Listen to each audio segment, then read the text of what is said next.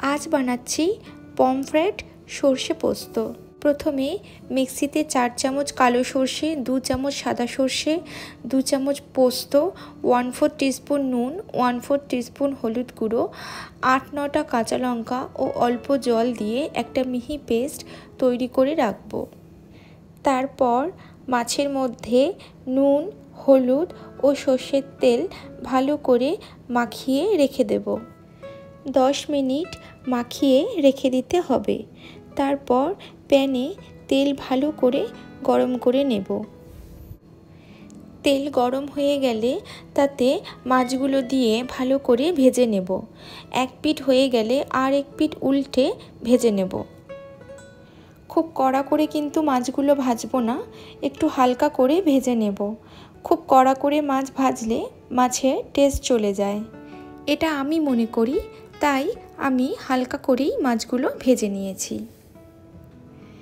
এইভাবে বাকি মাছগুলোও ভেজে তুলে রাখব। সব মাছ ভাজা হয়ে গেলে প্যানে যে তেল আছে ওই তেলেই 1/2 টিস্পুন কালো জিরে ফোড়ন দেব। তারপর একটু নাড়াচাড়া করে তাতে দিয়ে দেব আগে থেকে রেডি করে রাখা সর্ষে পোস্তর পেস্টটা দিয়ে একটু নাড়াচাড়া করে নিয়ে তাতে দিয়ে দেব 1/4 টিস্পুন হলুদ গুঁড়ো, স্বাদ মতো নুন, 1/2 টিস্পুন চিনি। যদিও এটা অপশনাল, দিতেও পারো আবার নাও দিতে পারো। দিয়ে একটু নাড়াচাড়া করে নিয়ে তার মধ্যে মশলা ধোয়া জল দিয়ে কষাবো।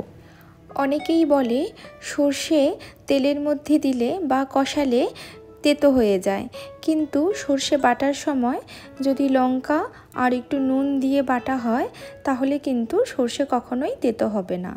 আর মশলাটা বেটে নেওয়ার পর 10 থেকে 15 মিনিট রেখে দেওয়ার পর যদি সেই সর্ষে রান্নায় ইউজ করা হয় তাহলে কিন্তু তা কখনোই তেতো হয়ে যাবে না। তারপর পরিমাণ মতো জল দিয়ে ঢাকা দিয়ে দেব। ঝোল ফুটে উঠলে তার মধ্যে সব মাছগুলো দিয়ে আবার ঢাকা দিয়ে দেব। হয়ে গেলে 1/4 কাপ ধনেপাতা কুচি, 5-6টা চেরা কাঁচা লঙ্কা ও 1 চামচ সরষের তেল ওপর থেকে ছড়িয়ে দেব। তারপর ঢাকা দিয়ে 5 মিনিট রেখে দেওয়ার পর সার্ভ করব।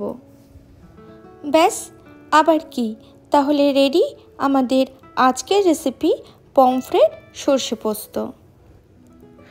আজকের রেসিপি তোমাদের কেমন লাগলো কমেন্ট সেকশানে অবশ্যই জানিও।